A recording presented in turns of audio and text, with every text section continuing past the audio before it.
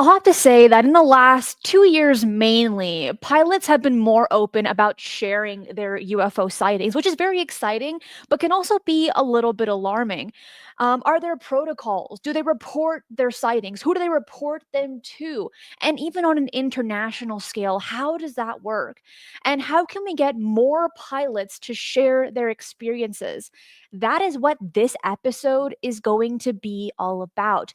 But before we get started, I do really want to emphasize subscribe and hit that notification bell because tomorrow I'll be covering drones seen all over the world, the drone hearings, the updates on that. What's going on? Are they ours? Are they theirs? You don't want to miss it. So hit the notification bell. And lastly, bookmark the website ufonews.co to stay up to date on all the latest UFO news. It's completely ad free and it is a great resource to stay up to date.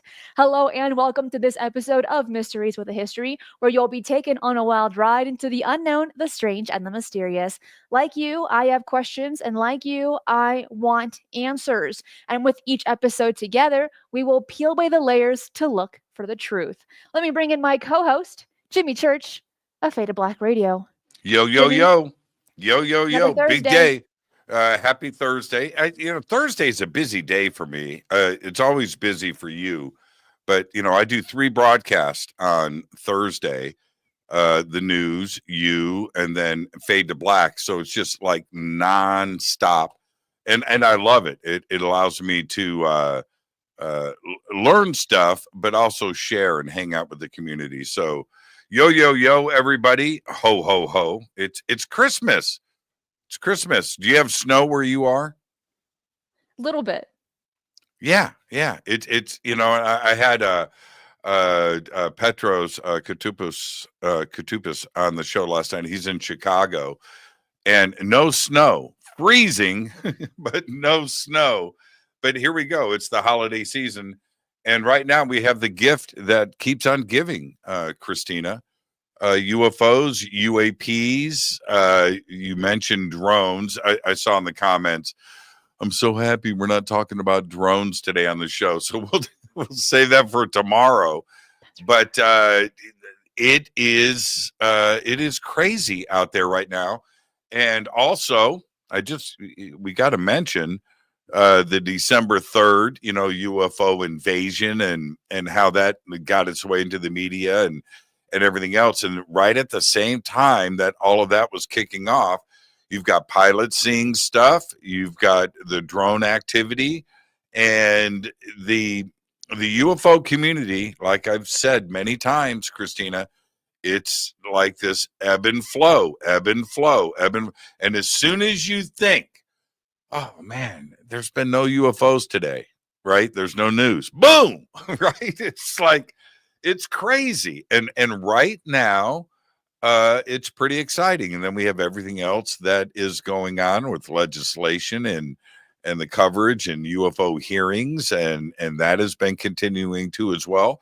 We just had a hearing on the drones, which was also very interesting. And we have different federal agencies, the FAA, the FBI, probably the NRO, and other intelligence agencies all involved in this. It is crazy. We're living in exciting times for sure. It feels like a lot of things are unwinding here, always near the end of the year, and especially with this latest report of a pilot from Oregon seeing these very strange lights, objects in the sky, and it was all caught by the control tower. I'm going to share my screen here. This one's just merely a visual aid, but I do have the image as well that I'll share in just a little bit. But last Saturday, on December 7th, pilots from Eugene, Oregon reported unusual aerial activity to air traffic control, with the FAA confirming to Newsweek that unidentified lights were observed in the Seattle Air Route Traffic Control Center airspace.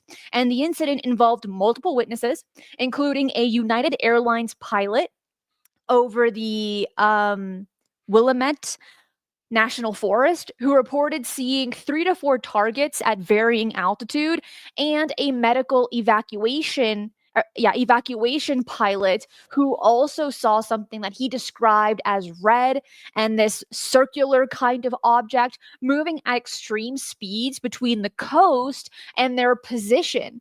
And then in at a 44-minute record exchange, pilots described the objects performing erratic maneuvers, including corkscrew patterns and rapid movements toward and away from the coast, with one pilot noting the object would travel approximately 20 miles out to sea before returning.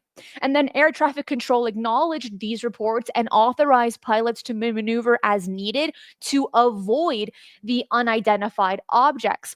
Now, while the FAA has stated that such UAP sightings are documented and were corroborated by radar data, which was which will be shared to the Aero office in the near future. But when you listen to this air traffic control communication, which I will place that link in the description box below. Actually, this episode is going to be very link heavy in the description box because there is so much to cover, and I want many of you to look at it on your own as well, along with us covering it here more in a summary. But some quotes that were mentioned that definitely caught my attention is one of the pilots had stated, "It's not satellites." Okay, I mean, emphasis on that because they're changing direction. And there was another one of the official responses, and it says here 661 Fox Roger, you are clear to maneuver as necessary left or right to avoid UFO out there.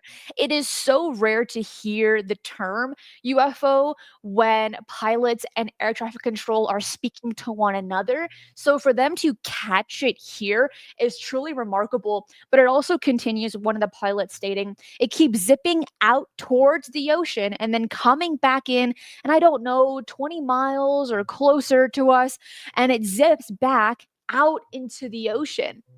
I'm so excited, Jimmy, that we are seeing pilots in the last, I'm going to say the last several weeks of them coming forward and sharing these moments, and also allowing these communications between pilots and air traffic control that it's not classified. Anyone's able to get access to it. That's exciting because in the past, as soon as anything was mentioned about UFOs, it was instantly classified. So what do you think about this from this latest sighting? Yeah, it's all very, very interesting, and you're right about that. That point needs to be emphasized here, that we are listening to UFO being mentioned in radio chatter.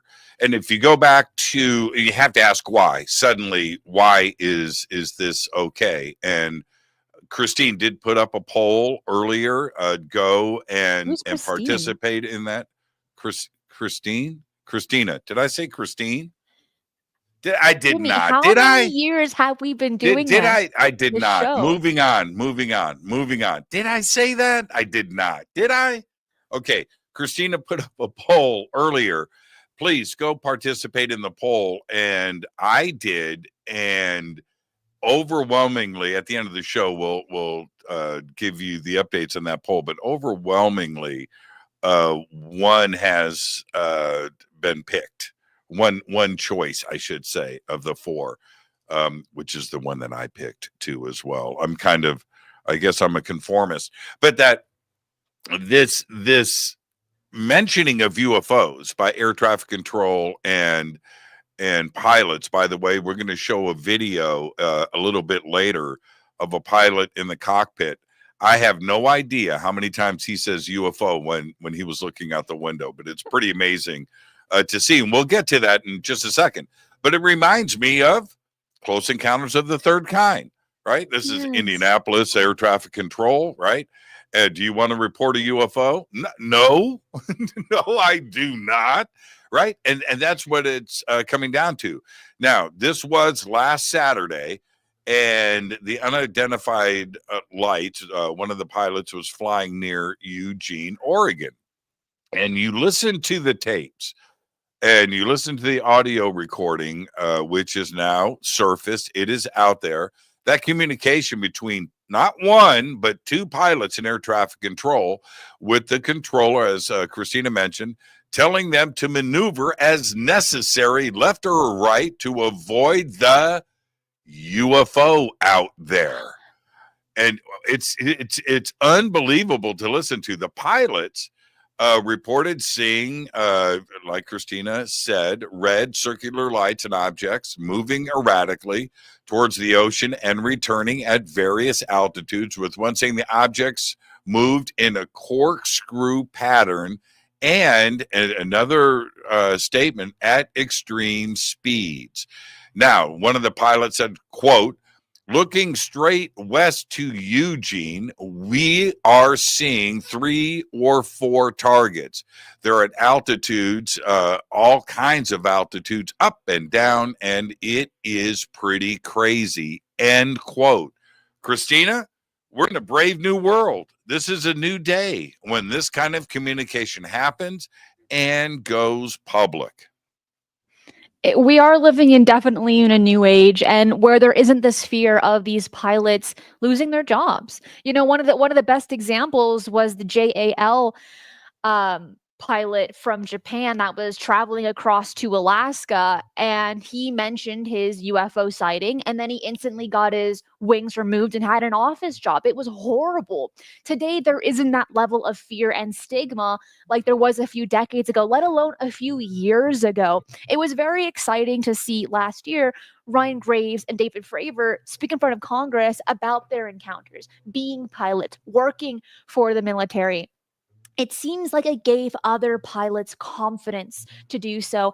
And this one that just took place last week, the air traffic control communication is definitely worthy of a listen. That link will be in the description box below for you to listen to on your own time. Here is one of the images that was taken by the pilot on what he saw that day. You're seeing this red circular blobby object, and it doesn't matter what year we're in, we still get the worst photos you could ever imagine of a UFO, which is so disappointing, but it is what it is. At least we have two pieces of public information. We have the air traffic control communication, and we have an image. That's a good start, right? So it's For sure it is. I mean, this is, I don't think it could be emphasized enough, Cristina, that this is actually happening, and it has never been like this before. A couple of years ago, just 2 years ago, I'm waiting for a plane, and the flight gets canceled. There was problems with what they call the equipment. They pull the plane out. They bring in another plane, and while this took about 2 hours to go down, so I'm standing there, and everybody knows how I am. I've got a big mouth, and I like to talk to people. The new flight crew comes up. It's 4 pilots, right? Okay, like two, but there was 4, all with their pilot stuff on, and they come up and they're standing next to me. And what do? I did what I should have done. I turn to them and I go, "Hey, what's going on?" "Nothing." "Okay, change of equipment." "Yep, change of equipment. You guys a new flight?" "Yeah, we are." I said, "Oh, okay. Hey, listen, I got a question. Have you guys ever seen a UFO?" Right? I think a Now, lot of people have. Oh, Jimmy, I gotta say, this is very important. This is not an image that was taken, it's a rendition of what the pilot saw. I just want to correct on what I said. This is merely the image that we're seeing here is a rendition. okay, But you know what? That is good journalism, Cristina. That is good journalism. Thank you for that. No, seriously, that's good journalism right there, as it should be. So anyway, back to this. I just want to make this really quick. So out of these 4 pilots, one was a little older, gray hair. He had more stuff on. And when I asked him if any of them had seen a UFO, they all look at each other, right? They all look at each other and then look at like the captain, the old guy. And he goes, "No." I said, "Wow." And it was really weird. He shut the other guy. It felt like they wanted to say something. That's the way it felt to me. And they all looked at him. He said no, and that was the end of the conversation. Today, it's not that kind of party, is it? I think I would have No, got a it's different not. answer out of them if that opportunity presented itself once again. Now we've got a Which lot to it cover might. today. Yeah, yeah. No, I'm serious. I'm serious. You might not be able to get these guys to shut up, right? Well, there was this time. Well, yeah, but there was that other time. So, but we got a lot to cover today. And You do. let's go to this because this next one is pretty interesting too as well. And it's a flight attendant, not a pilot, but the flight attendant did go to the pilot. I want to emphasize that. And this was January 10th, 2024. This is 36-year-old Denisa Tanasi. There she is right there. She was working on a Wizz Air flight from Luton, England to Szymanki in Poland, where she spotted a strange view outside of the window. Unsure of what she was seeing, she did the right thing. She grabbed her cell phone and shot a video. The video was crazy. In the footage, 4 strangely shaped pink orbs can be seen blinking against the dark sky. They're turning on and off. Now, their garb, and this is what I really like about this case, that pink jacket is part of their flight uniform. Flight uniforms are pink. So she thought maybe they were seeing a reflection of what she was wearing in the window, except it was moving and it was also turning on and off. So she, after she saw it, kind of forgot about it, went and looked at the video again and said, man, I need to go talk to the pilot. She goes into the cockpit. She shows it to them. And she said, look, I caught it on video. I saw it outside and then it turned off and it went away. And I wasn't sure about what was going on, but it wasn't the reflection that was going on here. And then I realized that I wasn't actually seeing it outside all the time, but it's always on in the video. And then the pilots said to her, we didn't see anything. Right now, so was it the ability of the sensors on the camera to pick up something else in a different spectrum versus what was being seen with the eye? The pilots knew that where she described the window that she was looking out of, the pilots would have seen it, and they did not. This is something that not only has gone public, but this is just recent. This was January 10th of this year. Right, and it's very exciting that she went ahead, she recorded this. She also considered, okay, is it me? And when she found out that it wasn't, she spoke to the pilots. Right? She definitely had this critical mindset, really Mm-hmm. following the steps of trying to debunk it. And that's the way that it should be when we have a UFO sighting. It's like, okay, what can it be? And when we start checking off that list, you're like, okay, it's not a helicopter, it's not a satellite, so on and so forth. Then you start getting into the more like, okay, what is it? Is it a UFO? But I cannot emphasize enough, and I feel like I'm saying that a lot today, but they're all very important.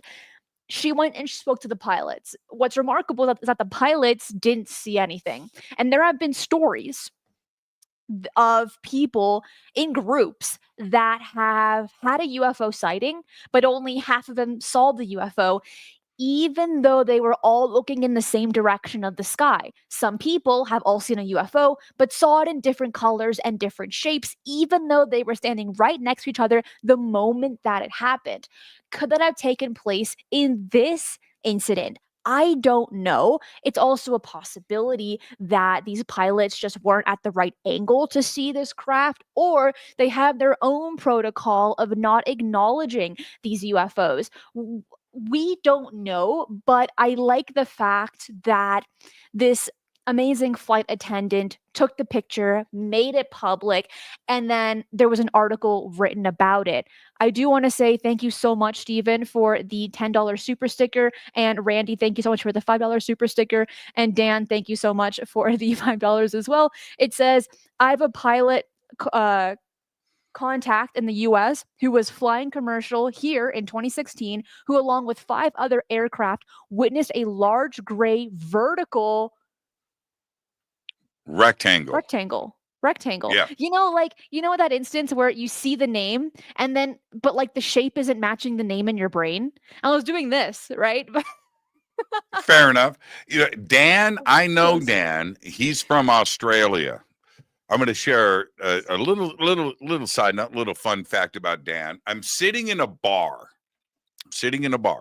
with a group of people. As a matter of fact, Stanton Friedman was with me, and he's sitting to my right. And this guy at the bar gets up and walks over, and he goes, "Hey, man, it's me, Dan from Australia." I was like, "Dude, what? Dan Jim?" Yeah. And we sat and had dinner and drinks all night, but he flew out from Australia to do a hangout. So yeah, Dan's Wow. a great guy, and I just thought I'd share. So as you guys are looking at Dan's post in there, that's who Dan is. Dan is really, really, really cool. And that was a very special moment. Yeah, there's Dan right there. Dan's been a part of the community for a very long time, and I've known him for probably 10 years or more. So now this next case. Oh, I wanted to mention this. This is the other curious part about the pink, or Oh. about some people not being able to see something when other people are. All right. Our range, our light spectrum, our visible light that our eyes can see is limited, but it's not the same in everybody. Okay. It's not. Some people can see a little bit more of the light spectrum than others. Others can see less of it, right? They only see in black and white, for instance. But so when you think about this, where sightings are different for some people, where they don't see anything at all and other people do, or you hear somebody say, "I can see your aura." Well, all of this glow, okay? It's in a different light spectrum than most people can see. But some people can see that aura.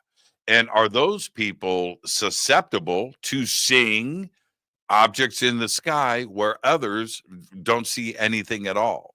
It's a biological human trait. So all of that should be noted. It doesn't make somebody a liar because two people are standing there and one person sees something and another people that they're making it up.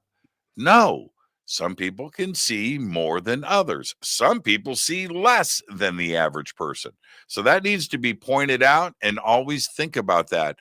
And when we're talking about something here in pink, right? And the pilots are going, "We didn't see anything at all," and she did. There may be a reason for that, Cristina. It's all very cool stuff, and we have a lot more to cover.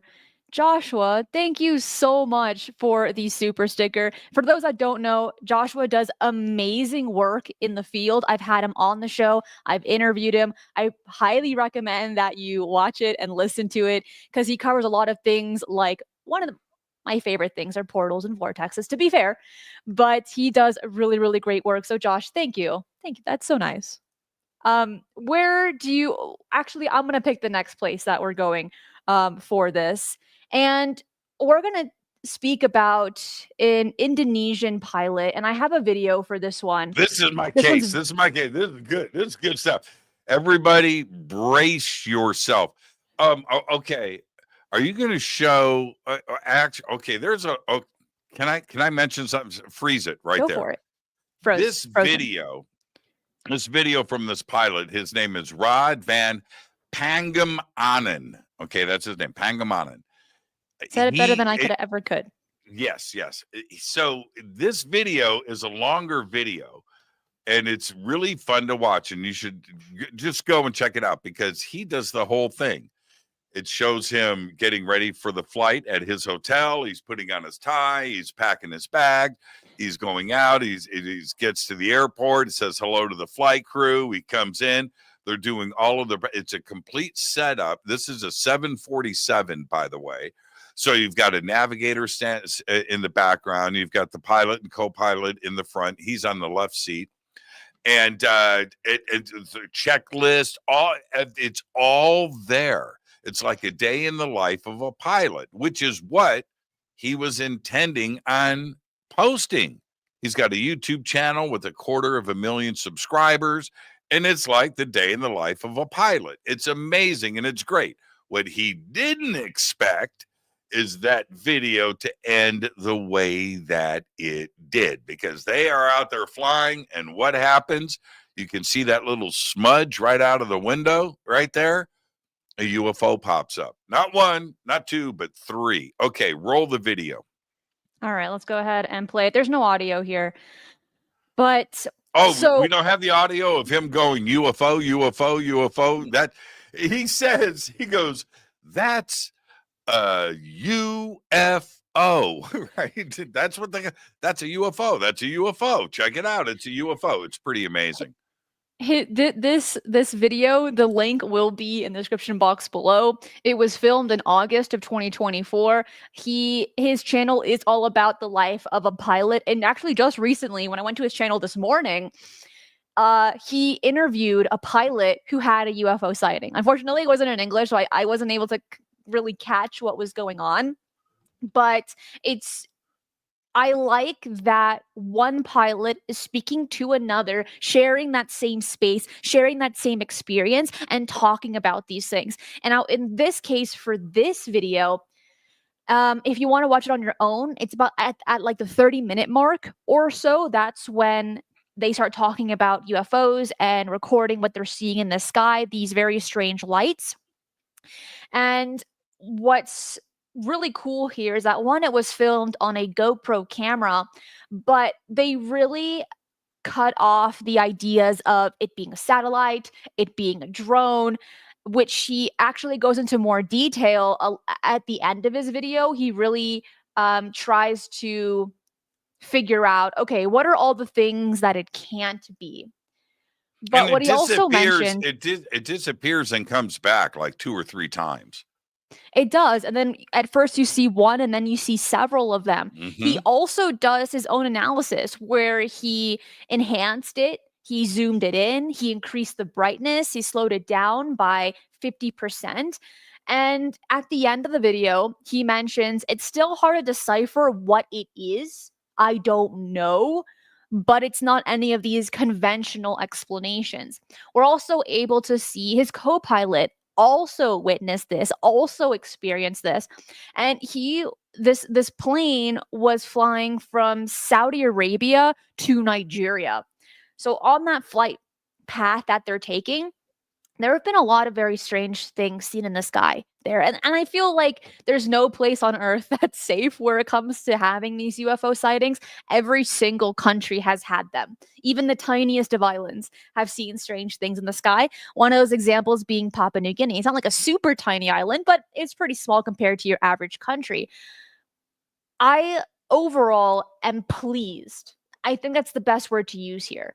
Pleased that this pilot shared his experience online, put in the extra work by trying to analyze what it might be and what it definitely is not, and opening that space, almost opening that forum on his channel to allow other people to share similar experiences, maybe some of them being pilots, which he just had an interview with a pilot. I think it was published a day or two ago. Very new, very recent. Right. And so to talk about, the stigma of pilots even saying UFO out loud, right? I mean, right, they have been self-censoring for decades on this. They just won't do it. And in this video, you can count UFOs being mentioned probably a half a dozen to a dozen times. And the pilot, the co-pilot's looking out the window, and he says something like, so what do you think that is? That's a UFO, man. That's exactly what that is. That's a UFO. And so while they're looking at it out of the window, it disappears. It disappears and then comes back. We're talking about at altitude, Cristina. And also that little smudge that you see at the bottom of the screen, that lights up and you can see it at the beginning. It's bright and it moves down through the clouds. No comments from them about it, but I certainly noticed the smudge. Now, if you back up the video, and then we'll go on to the next story. We've got a lot to cover. Back up the video. See that smudge? That smudge comes from the direction of, you can see it, it's going down. It's going down. It gets bright and then it goes down and then disappears. Watch it. See it? See it? And that disappears into the clouds. That's very interesting too as well. Are they connected? There are 3 objects that are out to the right of this craft, the starboard side of the craft. There it is right there. Very plain. And it's not a reflection because you can see it going down right there, right there, right there. And then boop, it disappears into the clouds. I'm not too sure what is going on out there, but they definitely saw it. There it is. It's gone. Yeah, this is in a loop right here. This is in a loop and it keeps coming back. But yeah, if you watch the whole video, you can see that thing get nice and bright and it's traveling down and you can see the tail. You can just see the tail coming off of it there. This is where the object disappears. And then when it comes back, let's see if the video continues. When it comes back, there's 2. There it is. You can see it. It goes 1, and then a second one appears just above it. Yeah, you have to look at the whole video, everybody, and you can understand exactly what I'm saying. But it's pretty interesting, pretty compelling. There's the second object right there. And this pilot had no fear of sharing his experience, keeping it online, which I think sets the foundation for other pilots to do the same. And if you're enjoying the show, hit that like button right down below and subscribe if you haven't already. Jimmy, what did you want to say?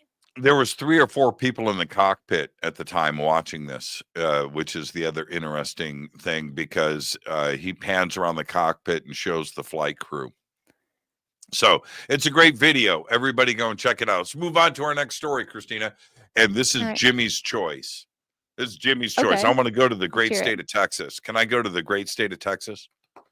Of course. Are you going to stop at Buc-ee's while you're there? Yeah. Stop at what? Buc-ee's? What's Buc-ee's? Is it like good? The most famous gas station in Texas. Really? Have you been there? No, but I hear about it all the time online. Then it's not that famous if you haven't been there. All right. So let's Buc-ee's. Sounds good though. Buc-ee's sounds good. Let's go to Texas. Pilots in Texas.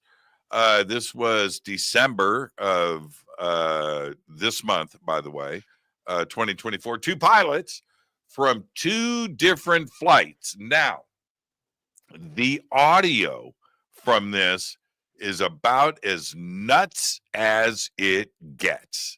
All right. 2 pilots, 2 different flights as they talk to air traffic control over Dallas, Texas, Tejas, about the formation of lights above them that they watched for, give me the dun, 30 minutes. Oh, that they watched. Yeah, that they watched for 30 minutes. That was your cue. That they watched I'm for with the timing here. Let's do it again. Okay, sorry. Let's one more time. That they watched for 30 minutes. And they now see, and this is I'm gonna continue with this. This is a very important case. They said that they were going dim, coming back, and changing formation, Cristina. Now, before Mick West gets involved and says that this is Starlink on the horizon, being lit up, these guys were freaking out. And when you have something that changes directions, going dim and coming back, and you have 2 different pilots talking to Dallas air traffic control, there's something going on. And again, it seems that the stigma and the fear is out. It's gone. That they are going to call air traffic control, ATC, and start reporting this. And again, there is a danger of impact, you know, and altering flights and everything that comes into play here. And before these sightings occurred, they did, but they weren't reported. That's the part that really freaks me out, right? That you have planes changing directions into the flight path of other planes to avoid something and not getting reported and taking their own action. Now it's out. It's out in the open. It is. And also something that was mentioned by these pilots is, quote, it kept jogging back and forth, left and right for about 30 minutes. Your Starlink, your satellite, your drone, your weather balloon isn't going to do anything like that. Also, is the fact that, again, these air traffic control communications were not classified. They're open to the public. Anyone can get access to them. I will place that link again for you in the description box below. I told you today's episode is going to be link heavy, but it's to help you out and help me out too, right? Something else worth mentioning about these near misses is that even the Aero office looked into this. They recorded just a few of them. And there's always this fear for these pilots that they're going to hit in to one of these strange unknown objects in the sky, all the way from the 1940s during the Foo Fighters up until present day. That fear is still there for these pilots, and they will do whatever they can to attempt and avoid those collisions. And what I think for almost every single one, it's never actually happened. That we know of. That's public information. But you can't erase that fear of hitting something that you deem is so close to you, especially when you're in the sky. Planes have to be hundreds of yards away from each other to feel this level of confidence of not hitting the other plane with Miles its apart. They have to be miles apart. There is, and to be clear here, there is a general rule in aviation. General, okay? When you are at altitude on a plane, you should not see another plane. Okay? If you can see another plane, you're too close. I fly all year long. I fly all around the world all year long. Everybody knows once a month I'm on a plane flying to some exotic destination. You know what I do? I look out the window. Out of the hundreds and hundreds of flights that I have taken, how many times have I seen another plane while looking out the window? Counted on one hand. Okay? Normally passing, by the way, you'll see it coming in this direction. That's the rule. And that's what flight control is doing. Now you can have another plane on your tail on an approach. You can't see that plane. It's a couple of miles in back of you, Cristina. If there's a plane in front of you, you'll never see it. It's a couple of miles out in front and you can't see it out the window. Side to side, you're not supposed to see another plane, period. All right. So when you're coming into this kind of proximity with another object out there, yes, alarm bells. That's what a flight controller's job is supposed to be, is to have all of that being avoided, period. This is without exception.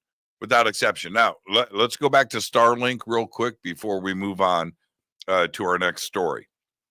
A couple of years ago, I posted a video. I was out on my back patio and I see something off in the distance over the desert coming in and lighting up and flying behind these trees. And I watch it. I'm like, and I could see it lighting up behind the trees. And it's one after another. And I thought at first it was a helicopter. There was something going on out there, but it was always in one direction. So I start videotaping. And it was pretty crazy watching it come out of the dark, light up, and fly behind the trees. Right? Okay. And it was low on the horizon. It was going behind the trees. And I videotaped this and I post it. And I post the time of this. And I posted the direction. I wanted everybody to know what time and where I was filming all of this, shooting this. Mick West jumps in and says, and he shoots me a couple of emails. Now, exactly what time? I said, here it is. So Mick West does his investigation and lines up everything on the horizon and says, okay, well, Starlink. Now, I was okay with that, Cristina, because that's what needs to be done.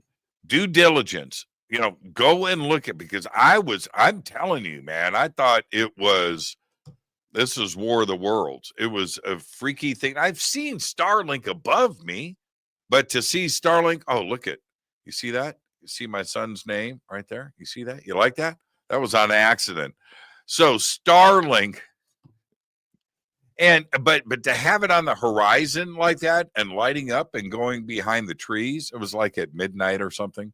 But Mick West just mapped Starlink on the horizon and what time, and had each one of the objects that I saw identified with a very specific Starlink satellite, one after another. Now, I accepted that. You just have to back off. I was kind of like, woo, okay, all right. But in these other cases with these pilots, Starlink is not what they are seeing. When you see something corkscrew, something change directions, that's different altogether.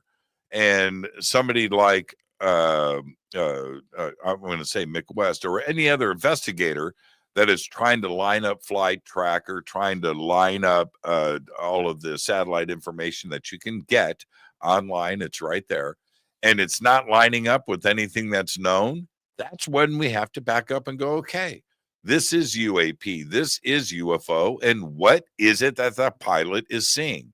And we can't constantly go, it's a state actor, it's a drone, it's China, it's Russia, it's that. No.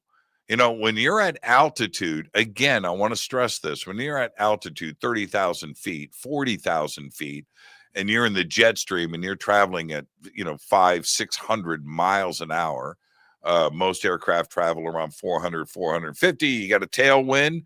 I've been in aircraft that's reached 700 miles an hour. And you're seeing something at that altitude, at that speed, that's not a drone. That's something else. And that's something that satellite tracking or the FAA should know exactly what is going on. And if they don't, and the military doesn't, then you go, what is it? And those are the questions that we have to ask all the time, 24/7. Really, we actually don't have a lot of time left. I'm just going to touch on this. I thought there was a sighting by a pilot, several pilots actually, in February of 2023. But the one thing that I want to get into is the US effort and the international effort to allow pilots, to give them a forum or a location for them to report their UFO sightings. And some are more legitimate than others. But I'd like to start off with the Netherlands here, because this one's very recent. Because when it comes to the Netherlands, they've also had a lot of very strange UFO sightings. And for decades, literally decades, the Dutch, they weren't able to report their encounters anywhere until this year, 2024. And the question is really, what took so long? But thanks to the UAP coalition of the Netherlands, that group, they brought UAP discussions to the European Parliament. And now pilots can file official reports that will be, so they say, independently investigated. I hope that's the case. We heard that same kind of deal with Arrow, but they haven't really been pulling through. I would like to see this UAP coalition Netherlands to do something very positive with this. And if you live in the Netherlands, that link will be down below. But when we look at, for instance, the United States, you have Arrow, right? But as of recently, you can only now report your sightings, and it's only open for military and government officials, both current and retired. Now, here's what's interesting is that in 2019, The U.S. Navy introduced new guidelines for its pilots to report UFO sightings, aiming to destigmatize these reports and to ensure they are recorded and studied. This is in 2019, but it wasn't really spoken about, and we can kind of decipher it didn't really pan out that well for them Nope. Nope. because in 2015, according to NARCAP, which is the National Aviation Reporting Center on Anomalous Phenomena, they said that FAA instructions to pilot and aviation professionals that find themselves confronted with an observation or a safety related incident involving suspected UAP, UFO, are to contact a civilian UFO reporting center or a private business that might want to hear your story. This is Yeah, like yeah. Call MUFON. MUFON, Yeah, right? New Fork. Yeah, My yeah. The Cap, national. New Fork, Yeah. all these different things. And Right, then right, I right. guess after they got the bad publicity, the Navy's like, whoa, whoa, whoa. That's not what we said. Several years later in 2019, they're like, okay, now we have a place to report it. But Well, it this didn't is what really the pan U.S. out that Navy great. said. I'm going to quote here. Okay, quote. This is the United States Navy in 2019. Quote. There have been a number of reports of unauthorized and/or unidentified aircraft entering various military-controlled ranges and designated airspace in recent years. For safety and security concerns, the Navy and the United States Air Force takes these reports very seriously and investigates each and every report. As part of this effort, the Navy is updating and formalizing the process by which reports of any such suspected incursions can be made to the authorities. A new message to the fleet that will detail the steps for reporting is in draft. You know what happened, Cristina? Give me a dun What dun dun. happened? No, dun dun dun. You know When? what happened, Right now? Cristina? What? Dun dun dun. You're supposed to Dun do the dun dun dun. dun. You know what But happened, see, right now, Cristina? the timing doesn't make sense for that. It's after you give your statement. You know what happened, Cristina? Dun dun dun. Nothing. And something that we gotta state is that 2019 was literally right before the creation of the UAPTF. So That's right. during this time, there were no public UFO offices that were run by the Pentagon. In this case, if these people were going to report their sightings, it was going to go directly into a US Navy archive. So, And which brings us to 2024. And there was a lot, and I mean a lot of talk. There it is right there. I just pulled it up on my screen too. There was a lot of talk about this, that this legislation for the 2024 NDAA included, right? And everybody was excited. Whistleblowers were going to be covered. The reporting channels were going to be funded and supported. That UAP and UFOs were now a concern of the military, and all of this was going to be made official, right? Well, you know what happened, Cristina? Nothing. tell me. Nope, it hasn't passed. This Nope. was written in January of 2024. It was proposed by Representative Garcia and Grothman, who were both part of the UAP hearing last year and I think the one this year as well. So they're heavily involved in this topic of UFOs. And even though it was written and given over in January of 2024, it has not been signed into law, which is very disappointing because it's in this case, it's a bipartisan bill and it named the Safe Airspace for American Act, which was introduced by these two representatives. And this legislation would enable commercial pilots and other airline employees to report their UFO sightings to the FAA, which the FAA should already be receiving those UFO reports, but they're not. And if they are, they go into a back burner. That's where they're going. And Garcia and Grothman are aware of this. And so they said, we need to create a bill. but it hasn't been passed and it's been sitting there for a year now. And it's very disappointing. So even though people are trying to remove the stigma, stating, oh, you're safe with us, you can share us your story, but they're not passing something so simple of just a place to report your stuff, in this case to the FAA, which is the Federal Aviation Administration. It seems a Yes. little Well, fishy here. okay. So the 118th Congress, second session, right? This is what it states: to require the administrator of the Federal Aviation Administration to establish procedures and reporting requirements for incidents relating to unidentified anomalous phenomena and for other purposes. It can't be more clear. And to be honest, this was a huge step forward. It was right there, and it seems so fundamental. It They does. should have been doing this from the very, very beginning. And now we got to force legislation for something like this that should just, this should have been going on for years. And then they shoot it down. I am blown away by this. It couldn't be any more clear. Now, it says here to require the administrator of the Federal Aviation Administration to establish procedures and reporting requirements for incidents related to unidentified anomalous phenomena and for other purposes. One, be it enacted by the Senate and House of Representatives of the United States of America in Congress assembled.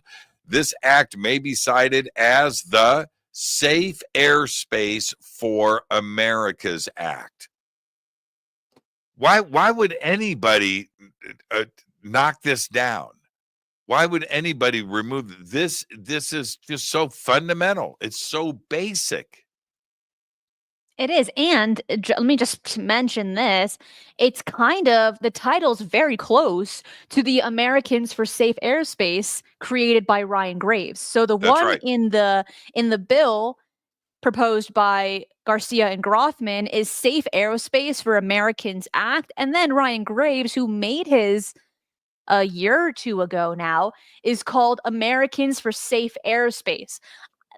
I feel like we're getting a Chinese version when we're looking at the Well, bill, right? Like the Temu version. yeah, that's right. But because when you look at the way that it is written, to develop procedures to synchronize and standardize the collection, reporting, and analysis of incidents, including adverse physiological effects or the disruption, interference, or interaction with flight instruments potentially caused by an unidentified anomalous phenomena reported by civilian aircrew, air traffic controllers, flight attendants, aviation maintenance personnel, aviation dispatchers, air carriers or operators, and airports, to develop processes and procedures to ensure that such incidents are reported and stored in an appropriate manner that allows for the integration of analysis of such information. And then number 3, to establish procedures to provide employees of the Federal Aviation Administration the ability for timely and consistent reporting of such incidents. And then it follows up with number 4, develop processes and procedures to ensure the timely investigations of such incidents, including immediately archiving information or data, including pilot controller communications, as well as air traffic management systems and radar data that could be used to aid in such investigations. There it is. It's basic. It's basic. It's fundamental. And they shot it down. Jimmy, listen to this. This is very exciting news presented to us by Android. Thank you so much, by the way, for the super chat. But this is really important because the wife of the Oregon pilot just announced her husband's work approved him to do interviews. And he has 9 videos, but says it doesn't do them justice, referring to the, I'm guessing here, the UFO sightings that he's had.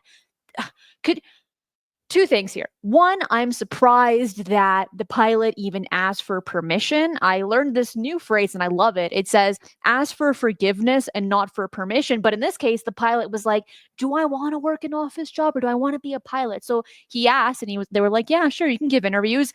And the fact that he even wants to give interviews is so exciting. I'm excited, Jimmy. This I've is got so my cool. producer. My producer is on it. I just sent the email. Nice. There you go. That was fast. You got some speedy fingers typing away. This is such a fluid, fast-moving subject these days.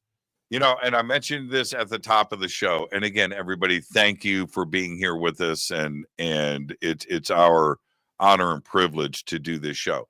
But the UFO community is an ebb and flow. It's up and down, up and down, up and down. And you really got to stay on top of things. You just snooze for a day and then suddenly, right? And that's where we are right now.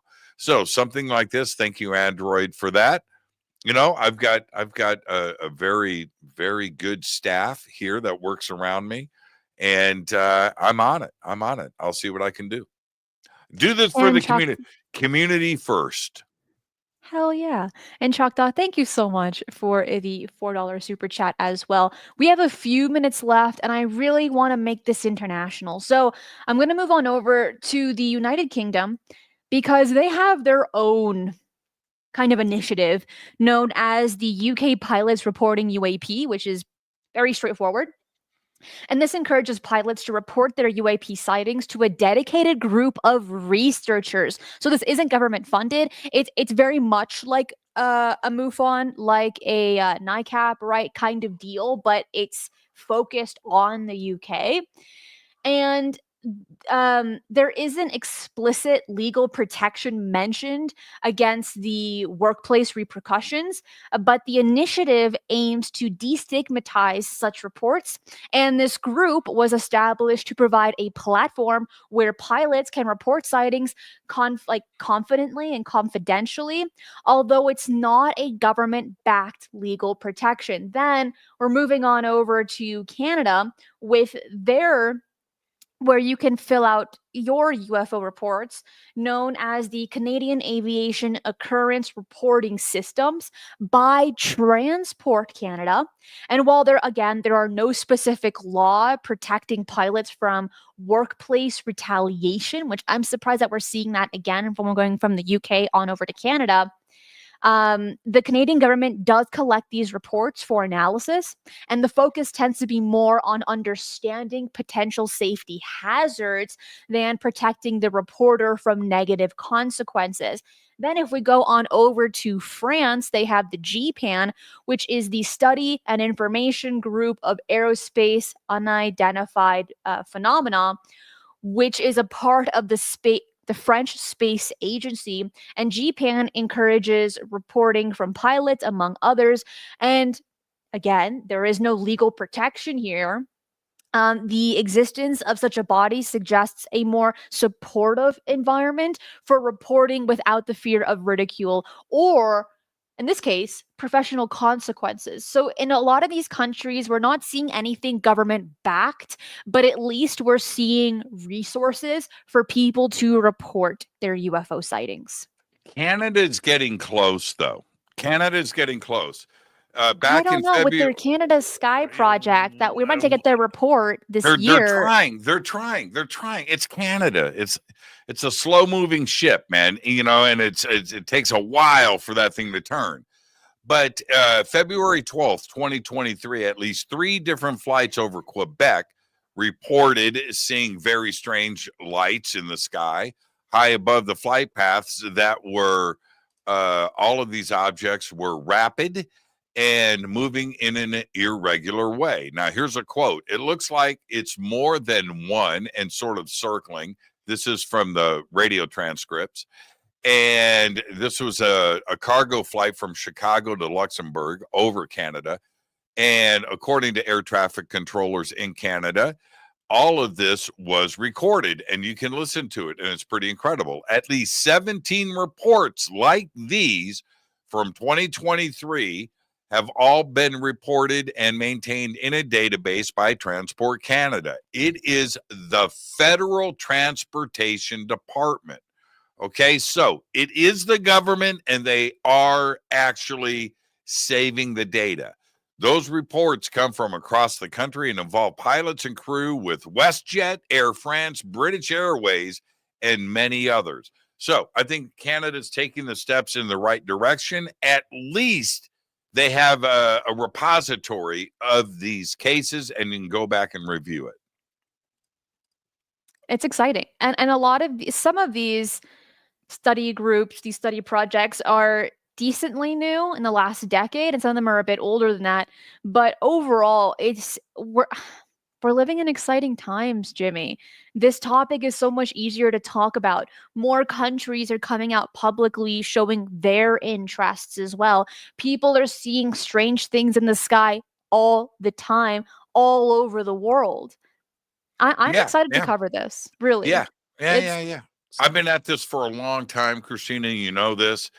And I remember when it was a rough road in this career. It was rough. Oh, yeah. It was rough. Now it's pretty cool. And I'm glad that we can do this together. So just thank you, everybody. Another great show, Cristina. Well done. I'll just let everybody know before I get out of here tonight on Fade to Black. Speaking about crazy times, James Fox is on with us tonight. His film, the new film, highly anticipated. It's going to be another blockbuster. It is called The Program, and its worldwide premiere is December 16th. And exclusively, I got James Fox on the show tonight. We're going to be talking about that, what's going on today, and so much more. So I'll see everybody tonight on Fade to Black. Cristina, great show. Thank you so much. Thank you. Before you head out, hit that like button right down below if you enjoyed the show. Subscribe and hit that notification bell because tomorrow we can't run away from it. We're talking about these mysterious drones, how that drone hearing went that was run by Congress, how these government officials are talking about this, how they're addressing it. A lot of these representatives were very disappointed what the FBI had to state, what one of the offices in the Justice Department had to state. It wasn't a good look for them. But people are seeing these strange things all over, really all over the US at this point. Is it extraterrestrial? Is it some kind of test run by the US or by a different country? Is it an Iranian mothership, which is news to a lot of people? Could it be that? I don't know. We'll be covering it tomorrow. And make sure to bookmark the website ufonews.co. There you can get all of your international UFO news as it is a website that aggregates all that UFO news. You can also make a little app on your phone, making the homepage. It's really cool. If you know how to do it, it's amazing. If you don't know how to do it, look it up. It's worth it. And it's ad-free. It's completely free to look at all the stuff. There's no ads on it. I want to make it as easy to read for you and for me. It helps me with my research. Hopefully it helps you with yours. And I also write articles on there as well. So bookmark it and subscribe to this channel to not miss tomorrow's show. I want to say thank you to everyone watching this live, all the super chats, super stickers, YouTube members, and of course, all of my amazing Patreon and moderators. You know I cannot do this show without you. That is it for today. I will see you tomorrow. Be safe and remember, keep your eyes on the skies.